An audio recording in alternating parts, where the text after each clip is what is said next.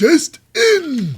It's time for the wrestling show to take a very cynical look back at representing the WWE and live from the Delta Center in Salt Lake City in Utah. It's Friday Night SmackDown. Air date February the 23rd, 2024. This episode is the night before the Elimination Chamber. So, let's go in 1, 2, 1, 2, 3. Lip really loves wrestling. He likes to talk about it too. If you like to watch wrestling like he do, come and join us on the wrestling show. On the wrestling show. On the wrestling show. Baby.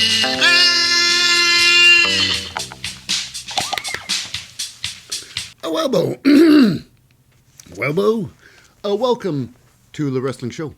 I'm your most fickle host, Lip Hazlewood, and this is a very cynical look back at the latest episode of Friday Night SmackDown. But before we dive into the show, just a quick shout out to the non-competitors. That's right, they are the glue that holds the building together. First and foremost, representing the general manager. Not there today. It's Nick Aldis. Next, getting all the pre-match interviews and all the backstage scoops, it is Kayla Braxton. And then heading into that very ring with the officials of the night. The referees and the team of referees are Adrian Butler, a.k.a. Daryl Sharma, Charles Robinson, Dan Engler, and of course, Jessica Carr. And letting everybody know who's about to fight and the results of such matches. It's Mike Rome, and of course, least we forget, it's the commentary crew, the play-by-play guys, the hosts, and I even call them the narrators of the whole damn show. They are the team of course. He's a man who's impeccably dressed. He's a very handsome and very reliable Corey Graves. Next to him is, of course, I feel he should be a future Hall of Famer. He is, I think, the best out there in commentators. He is, of course, the man with the raspy yet soothing voice. My personal man crush. It's Wade Barrett. Oh, Wade Barrett. Okay, now without any further cadoos, let's get started with the show, the big show. And of course, this show is the night before. It's going to be an early start for the Elimination Chamber. This is in Perth, Australia. Australia. So it's going to be a big show there. So in this one here, we got 5 big matches tonight. And we start with a little bit of, a preview of the Elimination Chamber with the match in the women's division. It is your returning Liv Morgan versus the great former NXT champione, Tiffany Stratton. Now this one here is about under 12 minutes. A little bit under 12 minutes, that's what he said. Now it was all right. Now your referee of the match tonight is Dan Engler. Or Engler, I should say. Now watching the match is taking a special interest in this is Bianca Belair. Bianca Belair. Now here we go. Early on in the match, Tiffany Stratton decided, you know what? Maybe I should really prepare for the Elimination Chamber. So she decided to just leave the match. But Liv Morgan would not have any of it. She gets her, retrieves Tiffany, gets her back, throws back in the ring there. A lot of back and forth. No diggity do, no doubt about it. Now, this was a good match. Now, however, I always rate matches. If it's a clean match, it's usually going to be match. It's going to have its contender of match of the night. If it is tarnished in any way, it has to be an extremely good match. Be a match tonight. This was a good match, however. A lot of back and forth. Tiffany Stratton with one hell of an Alabama slam. An Alabama slam! with the cartwheel. I'm not sure if I like how she sets it up. Tiffany Stratton, she does the cartwheel in front of your opponent, right? And then she scoops you up so that you're upside down, and to the Alabama Slam. There's got to be a better way for than that. Just, bend down and pick her up. Yeah, it doesn't matter. Anyways, later on, we got ourselves another big move, so-called a big move. It was supposed to be a big move. Tiffany Stratton was standing on the second turnbuckle, second rope there, facing the crowd. Then Liv Morgan, she does a, what's that? The sunset flip. The sunset flip powerbomb. But it just seemed something happened with her, where it ended up with the powerbomb. It's like the powerbomb was so low. How low was it? Why, I can tell you. Liv Morgan was on her knees when she delivered the powerbomb. It's like, wow, that seems rather ineffective. Rather ineffective. Now, the match does go outside. They fight around a bit. Tiffany Stratton ends up chucking Liv Morgan's face right on the commentating table, throwing her back in the ring. But however, before Tiffany Stratton got into the ring herself, she gave Bianca Belair a little gift of the slap. So yes, that's Tiffany Stratton slaps the holy hell out of Bianca Belair. It's like, what are you doing down here? You're not supposed to be. No, it doesn't matter. I don't know. I'm not doing it. Regardless, so she slaps Bianca Belair, gets back in the ring there, and then Bianca Belair's had it. Nobody slaps me, especially you. I especially hate you. So, while Tiffany Stratton gets back in the ring, she gets rolled up by Liv Morgan, and while she's getting rolled up, it is Bianca Belair. She jumps on the ring apron. She's all furious. The referee, Dan Engler, I believe his name is, turned around to make sure that, hey, get off the ring there. And I think this proper etiquette protocol for a referee to make sure the match is clean. So anybody who jumps on the ring apron has to get off so he can just, focus upon the match. So it's proper, I suppose. Whatever. Anyways, so while he's doing that, Liv Morgan, she goes for the pin. No one's counting. And then it's Tiffany Stratton kicks her off. And she runs directly into Bianca Belair. Like so. I guess Bianca Belair is a thick brick. And when she hit her, she'd go, oh, whoa, whoa, whoa. No, whoa, whoa, whoa, whoa, whoa, whoa, whoa. That's right. That's such an impact. And then Tiffany Stratton with a roll-up of her own. I believe it's Schoolgirl. And 1-2 with the matchbook cover. 1, 2, 3. It's over! Tiffany Stratton squeaks out a win. And what does it mean? Momentum for the Elimination Chamber? That doesn't matter. But all I know is there's some bad blood now between Liv Morgan and Bianca Belair. You did it to me! You're a distraction, I could have won! So with that, we go backstage with some Kayla Braxton with Drew McIntyre. So the question is, where's your head at before the Elimination Chamber? And basically, it's all about this. No, I'm not sure where Drew McIntyre is coming from when he says this, because he says his whole career basically his whole career leads up to this one day. Really, you've been champion already. Is this really your career culmination of this Elimination Chamber win? Really? Anyways, he said this. Drew McIntyre, he doesn't says this. Now, he's the one who put out CM Punk, so he can't go to WrestleMania. Basically, he says this. Losing, coming back just to lose at Elimination Chamber. It's just like CM Punk's return to the WWE. And with that said, oh my goodness, it's Bobby Lashley.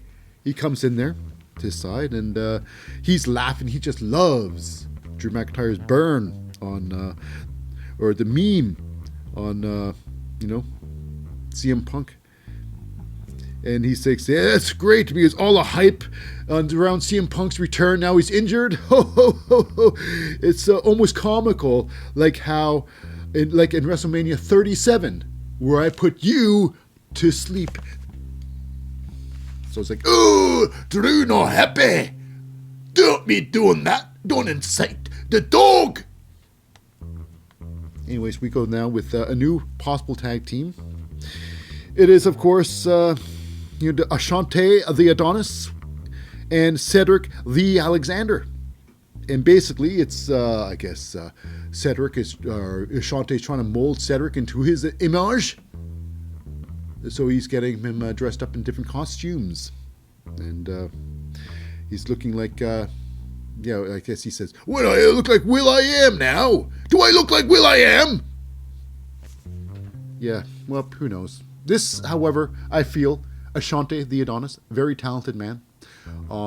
Cedric Alexander, insanely talented. Now, hopefully, this team can do something. If the WWE has faith in this team, they can go pretty far. But then again, so did the Hurt Business, Cedric Alexander and Shelton Benjamin. They could have been gone all the way.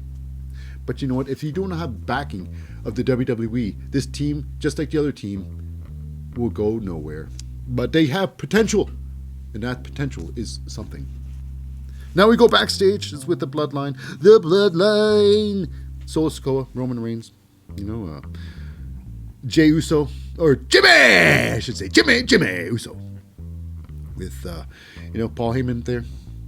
And Jimmy, he's like, "Oh, so I did good, eh? Ruining Jay's chances at getting at the Intercontinental Championship."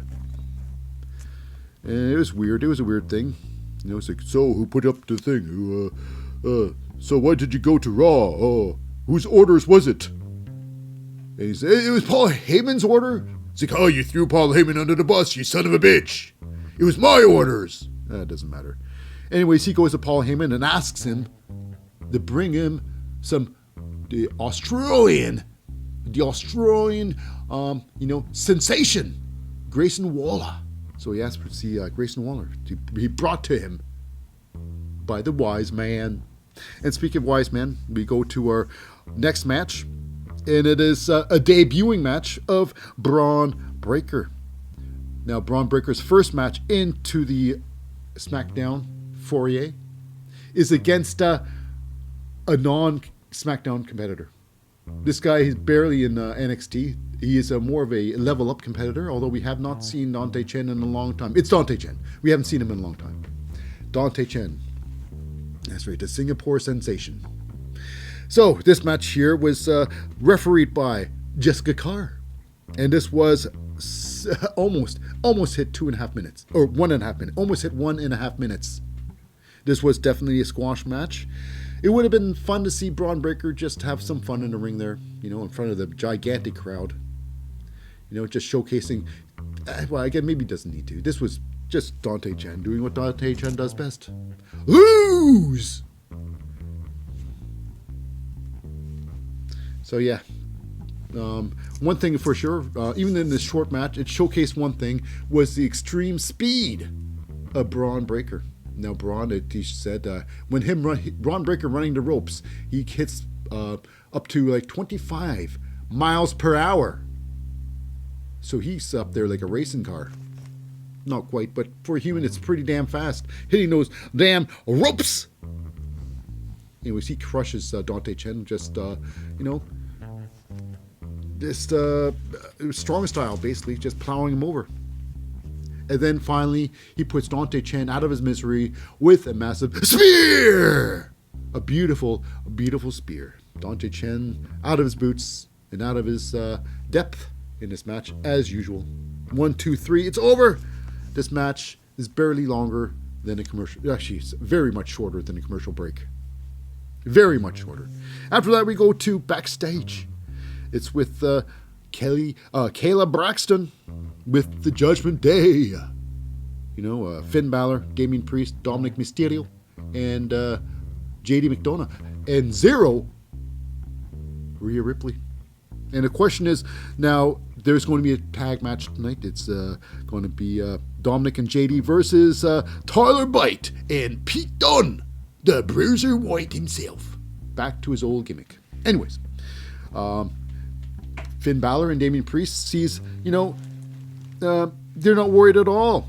Not worried at all for the Elimination Chamber. He's actually looking forward to this match because it's basically they look at JD and Dominic going to soften them up for the big match, so there's no chance in them winning. Anyways, we move on. Is backstage. This is tough. Some tough news, some tough love, some information sent. It is what we got ourselves. What's left of LWO. It's the traitors, the backstabbers. Maybe not that far. But it's Joaquin Wilde and Cruz del Toro. They're like, I'm not sure, they're sitting backstage there. And then we got ourselves the very beautiful Electra Lopez. She comes there and she's got some things to say to the team. Basically comes down to this. She feels very sad for the duo. Very sad indeed. Because it's about this. She's sad to see what happened to the team. You know, Joaquin Wilde and Cruz del Toro. Basically, she's saying without Rey Mysterio, and Rey Mysterio hasn't been there for a while, he starts the old LWO and he takes a powder. I'm done for now. I've started something. It's good. I'm an old guy, an old man, and time to take it easy for this year. Anyway, so no Rey Mysterio. So the LWO, the Latino World Order, is basically dead. And they said, why did you follow Rey for? You know, it's because it's sad to see, you know, following Rey. What does following Rey has done for you two lately? Nothing, you know.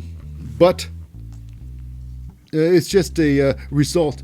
You choosing Rey Mysterio is just a result of your poor choices. So in the future, your loyalty should be better, and it should have been to Santos Escobar, if you get a chance. And when she says that, she turns around, and then it is the new Legado del Fantasma. It is a new Legado World Order. It's Angel Garza and Humberto Carrillo, a sneak attack. They didn't say sneak attack, because that's just stupid to say that before you actually attack someone. Sneak attack! Ah! Anyway, they didn't say that. That's only people to do that is Von Wagner and Robert Stone. Anyways, so it's Angel Garza, Humberto Carrillo, laying a beat down on Joaquin and Cruz, and basically it's what's that? Angel Garza. It's Santos Escobar sending a message to his team: don't turn your back on me. Anyways, we move on to the ring now. It's with our massive tag team match. This one here is between representing the Judgment Day, Dominic Mysterio, JD McDonough, versus, of course, Pete Dunne, and Toiler Bite, the Swami, Toiler Bite. You know, the love guru, Toiler Bite. Anyways, now, nobody in the corner, no Finn Balor, no Damian Priest, and no Rhea Ripley to join Judgment Day's corner. And, of course, no R-Truth. And, of course, refereeing this match, the referee of this match tonight is Adrian Butler, a.k.a. Daryl Sharma. Now, when that's said, this match here is roughly about 14 minutes, under 14 minutes. And Pete and Tyler Bate, it was probably match of the night. The ropes were used. This was a very on-point tag team match. You know, referee did pretty darned good with this match. It was very surprising in a doobity-dee-dee. And of course, there's one thing that really here's a move. Now there's a float over. A lot of people do, where you hit the corner, you jump up, you bounce over, and your opponent slides in underneath you, and then you bounce over top. A lot of times they spin their legs around, and then they can hit the ground running the other direction. But as for now, I've seen two people tried this thing, where they hit the corner and they bounce up and they try to rotate their legs around and then land and they run the other way. 2 times I've seen this gone sour. And Tyler Bate made this look really sour. Dominic Mysterio doing great, trying to charge him in the corner. Tyler Bate, I'm not sure, his arm slips or something. He's really not sure exactly how this move works anymore. Maybe he's forgotten how it works when he's doing it. It's like, oh, I'm supposed to do this. No! Anyways. So he hits those ropes, but it's JD McDonough pulls it down and he slides out of the ring. He falls out of the ring, flops out of the ring, but that doesn't matter. Daryl Sharma, or should I say Adrian Butler, did not see any of that happening. Now, it goes out of hand, gets out of hand here. we have ourselves a Pete Dunne and Tyler Bate try to do a tangent suplex, a tandem suplex on JD McDonough. Dominic Mysterio just runs in the ring there and catches JD, places him down safely in the ring there.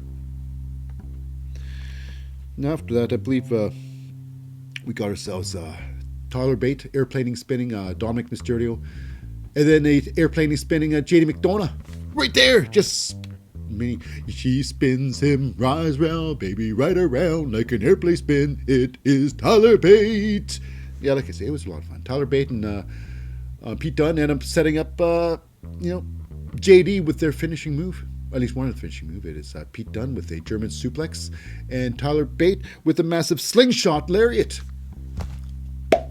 Didn't work though. Match goes on like they say. This was about 14 minutes. Now, in a match here, it's JD McDonough taking over, beating up some Pete Dunne, and then hitting the ropes there for one of the greatest moonsaults you'll ever see. One of the greatest. Now, JD McDonough, he is one hell of a talent. One of the greatest wrestlers out there, period. You may like him or hate him. JD McDonough, his mic skills, next level. His wrestling skills, even better than his mic skills. So he's great. So he goes off top rope with a picture perfect moonsault. He gets hit with the legs of Mr. Dune. However, Pete Dunne, he goes to the ropes there. The referee checks on, JD McDonough for some reason, and that gives Dominic Mysterio enough time for the 619, baby! Hits Pete Dunne right in the face. But then, however, Tyler Bate says, "No! Not on my watch!" And they all got weird Scottish accents for some reason. And he punches Biff and Bop. Hits Dominic Mysterio in the face. He goes out of the ring there. And then it's pretty much a double Tyler driver, 97. They get JD McDonough. He gets down. Bammo, whammo. JD McDonough gets pinned by Tyler Bate. And after that, it is, oh my goodness, Finn Balor and Damian Priest finally decide to run to the ring there to do some damage. But no good. Tyler Bate and Pete Dunne beat them out, and then they decide to run to the ring again, and then Tyler Bate and Pete Dunne escape the ring without any consequences. They escape with their lives for the Elimination Chamber. Will be a big tag team, championship match, which I personally think, I've always said this, now it's probably already done by the time this broadcast goes out there, but I truly believe no belts will be exchanged at Elimination Chamber. So now we go backstage with the team, with a bunch of guys, with Grayson Waller and his buddies, when Austin Theory. But anyways, it's really about Paul Heyman getting Grayson Waller to get him to see the tribal chief, Roman Reigns, who were probably not even there that day. This is probably pre-recorded, everything. Roman Reigns is already on vacation somewhere, already at the, Perth, Australia. Anyways, then we go backstage. Oh, was there something damaging? Something damaged. It's Dakota Kai. Hurt! So I guess something's gone wrong with their recovery, road to recovery. You might have thought she was got the green light to go back to wrestling. But apparently Dakota Kai had set... Now, this is supposed to be an attack by Asuka, Kairi Sane, and,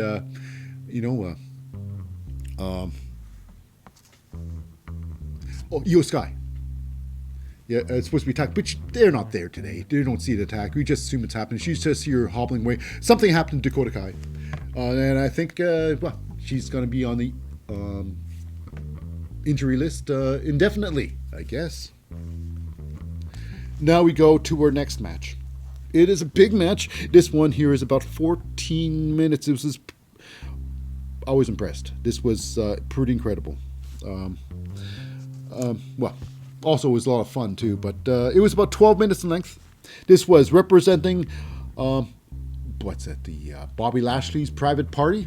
It's the Street Profits of Angelo Dawkins and Montez Ford, and with them is, of course, Bobby Lashley and the newly looked red mopped hair B-Fab. Anyways, versus, of course, The Final Testament. The Final Testament. Pretty. That's not music or how do you say the name? Anyway, so the Final Testament of representing the with Authors of Pain, the AOP, it's Akam and Razor, and escorting them to the ring, it is, of course, Paul Ellery, Karrion Kross, and his woman, Scarlett. And this was a lot of fun. Lots of fun. Although, I gotta say, tags, ropes were used a lot. This was a very clean match. With, of course, Jessica Carr returning to referee this very match. Now, what happens is, now we got a big moment. Akam and Razor are thrown outside the ring there. And who does the tope suicida? Not Montez Ford, but Angelo Dawkins, baby! Yeah, Montez Ford was somewhat grounded in this match, although he did have a big move. But here we go. Akam Razor, they got a finishing move, although it didn't finish the match. It is, I believe, Akam with the side Russian leg sweep, and Razor with a massive lariat clothesline from hell. That should have ended it, but no, it is Montez saved that match there. Then they turn things around with another finishing move of the Street Profits, where Angelo Dawkins gets up, I believe, Akam on the shoulders for a, electric chair drop. And then Montez Ford with a massive blockbuster off the top. Huge. Now, here at the end of the match, the end sequence is like this. I believe it's Razor and Angelo Dawkins. And Razor, Angelo takes him out with clothesline. They both flip out of the ring there. And unfortunately, that was it for, Angelo Dawkins. Somehow that knocked him out of the ring, out of the match for some reason. Now it ends like this. The end sequence is like this. Montez Ford gets, I believe it's Akam. He gives him the big insecurity to the head. Whacko! And then he climbs to the outside there to finish it off with some sort of frog splash. He goes out there, he showcases to Karrion Kross with a suck it! Won't you? He climbs up the ropes there, and that's where everybody, that's where everything, the match goes upside down. It is Scarlett. She jumps on the ring apron, and the referee, following protocol, you gotta get off this apron! You! So he gets there, he goes there, tries to argue with Scarlett, and she's talking about the recipe for hummus, and he's like, oh, really? Tell me about more of this hummus. I'm into this lifestyle. And while that's happening, Karrion Kross, he jumps onto the apron there, and he pushes Montez Ford right off the top rope. And then things break down even more. It's B-Fab. She's like, no, you will not give your recipe to hummus to this referee. It's for me. And she pulls her off. And after that, it's Bobby Lashley attacking Karrion Kross. And then Karrion Kross turning things around and destroying Bobby Lashley's arm, sandwiching his arm between the ring post and a steel chair, like so. And after that, inside the ring, it's Montez Ford getting his arse handed to him by the AOP, and eventually they get the finishing move on. It is Akam suplexing Montez Ford, so he gets caught upside down. He gets caught by Razor, and that starts the final countdown, which is the powerbomb neck breaker. And that is it for the new private party of the Street Profits. Montez Ford and Angelo Dawkins lose to the Authors of Pain, Akam and Razor. Now that we go backstage, is poor Dakota Kai. Ouchie! Ooh, she got a trainer down there, Nick Aldis. You Kai there, Dakota Kai. It looks pretty dangerous. Now he's got an Australian accent too, apparently. Oh, you look pretty hit then, Dakota Kai. And then, we got Bayley, the most curvaceous. I say, that personally, she's the most sexiest woman in, SmackDown. Bayley! She shows up, and she basically, Bayley promises that Io Sky, Asuka, and Kairi Sane pay! And, Dakota Kai, she wants to earn earn Bayley's trust back, and both of them will take on Damage Control. So, yeah. So whether this is going to happen or not, or is this re-injury of the knee real, or is it just a little thing just to keep these two together, or is it just a fake out? where Dakota Kai is really still just a translator for the Japanese connection, the damage control. What's left of damage control, which is Io, Asuka, and Kari, and Dakota. I have suspicions that Dakota's not quite finished with a judgment with the damage control. Anyways, now after that, we have a little bit of what's that? Grayson Waller gracing his presence to the tribal chief, and they got something to talk about. They got something to talk about. Probably some sort of alignment, so Roman Reigns can be champion, the forever champion. And then after that, it's hilarious. It's Bobby Lashley backstage with his private party, and then we got popping in the back there. It's Drew McIntyre with a little bit of in your face. No, I'm not gonna do anything. I'm all peace. No harm. And he says, "I'm praying for you. I'm praying for you, Bobby." He's like, ooh, he got Bobby Lashley's got Drew McIntyre's pity. I pity you, fool. And speaking of pity, we go to our final match, the match of the night. Not really match of the night, the main event match. It is, I guess, the build up to the Elimination Chamber. It is LA Knight versus Drew McIntyre. This one here was, again, a lot of fun. A lot of back and forth. These two, it was about 12 and a half minutes. It was a knuckle duster. It was a barn burner, but definitely not match of the night. Now, while they're getting going, before they can get go, we got ourselves a little bit of a Logan Paul joining ringside, joining commentary, actually. Joining the great Wade Barrett and very dapper Corey Graves. Now what I appreciate about this match, one thing I really appreciate this match is the fact that, when you fight, you script the match so it goes outside.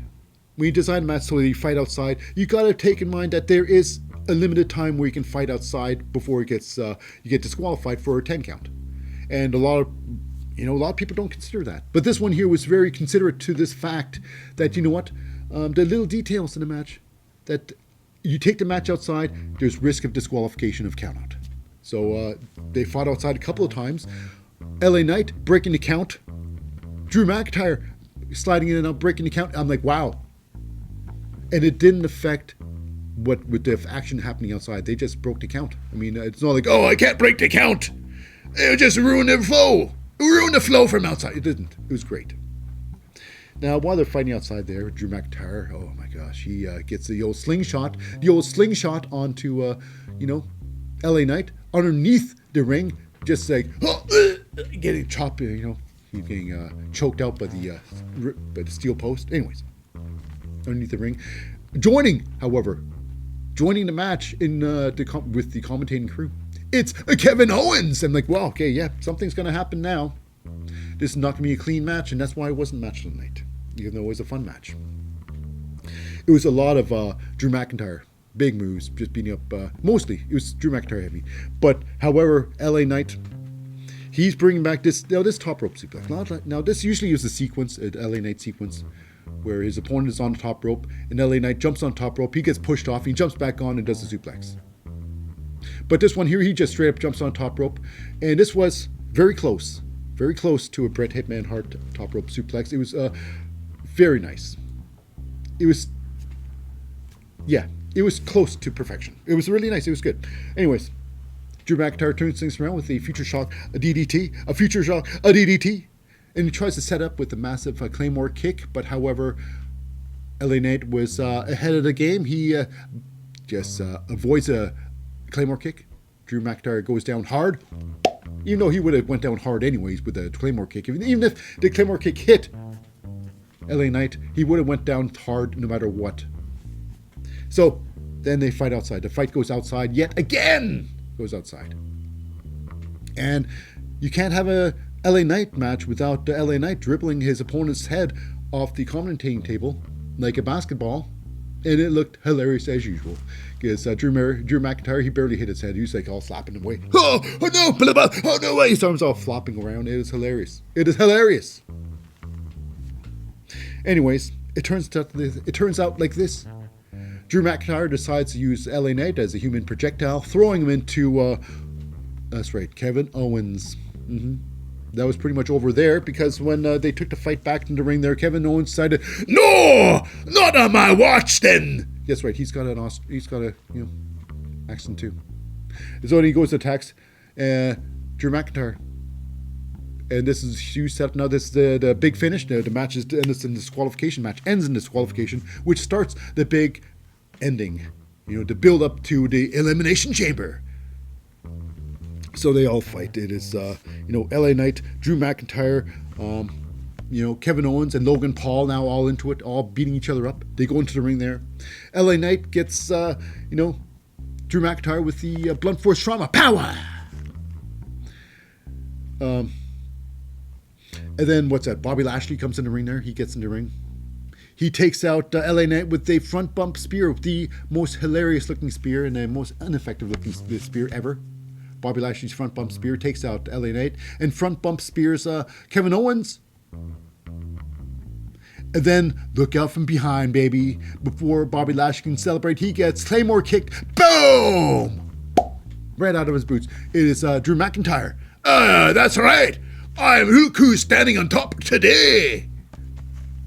And before Drew McIntyre can really celebrate his moral victory and this possible Elimination Chamber thing, it is look out behind you, Drew McIntyre. It's Randy Orton.